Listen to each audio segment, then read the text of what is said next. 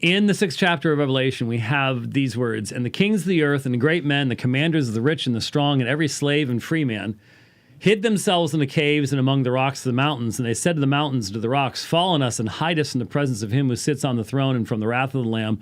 For the great day of their wrath has come, and who is able to stand?" This is how the 6th chapter of Revelation ends, with a universal. And notice, it is interesting. I had not even thought about this until I just read it right now.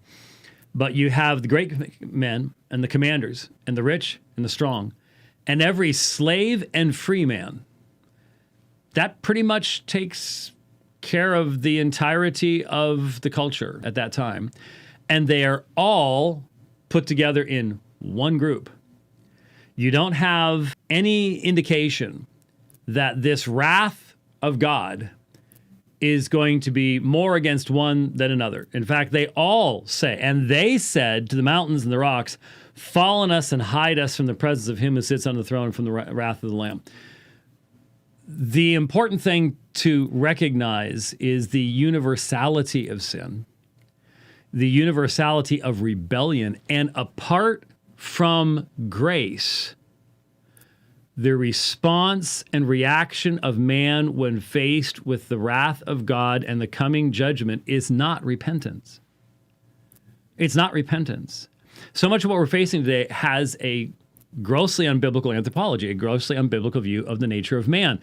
When you recognize, I forget when I came up with this, and maybe I heard it from somebody else. I don't remember hearing it from somebody else. It's my recollection that I was thinking one day and this thought came to me, but most of us don't have a whole lot of original thoughts, so there's that. I am convinced, in light of biblical anthropology, biblical view of man, that if you were to open the door of hell 10,000 years into punishment, however time is measured in that context, and you were to reach in and drag out a smoldering person. Notice I didn't say soul, because resurrection has taken place. Sit them down and give them an option. The option would be to love God and worship him with all your heart, or turn around and walk right back through that door to where you were before.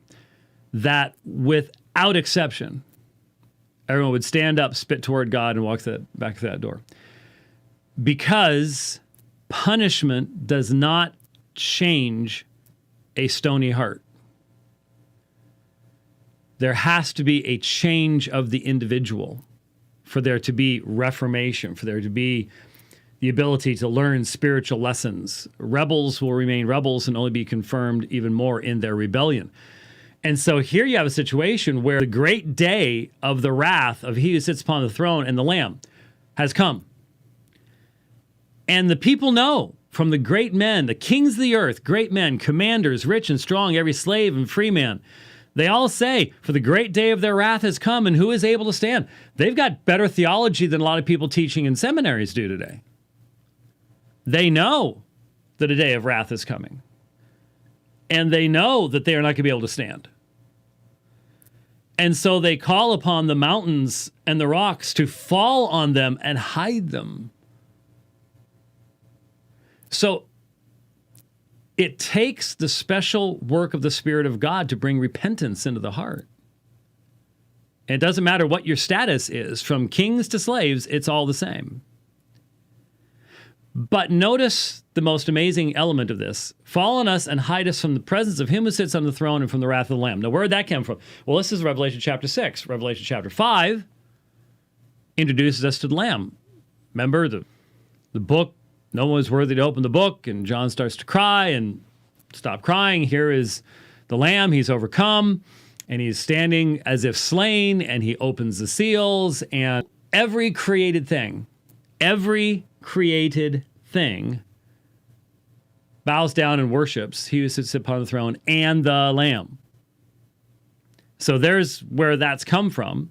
So here you're only in the next chapter. And so as these seals are being opened, the purposes of God are being seen.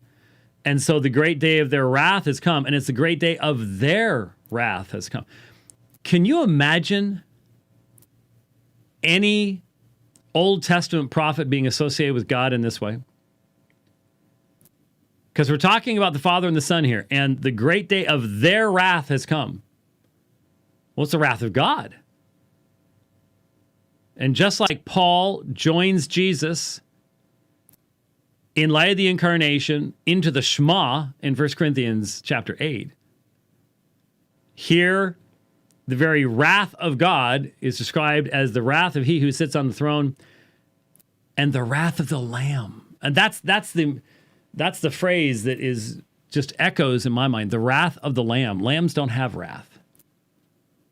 But the one who stands as if slain does, and properly so. Necessarily so. There must be the great day of their wrath. Justice must be done. And so, in application, real quickly, when you demand the fulfillment of justice in this life before the great day of their wrath, you're basically saying this is never going to happen. And what the justice movement is based upon is it has to be done now. There will not be a day of judgment to come. There will not be a day when everything is made right.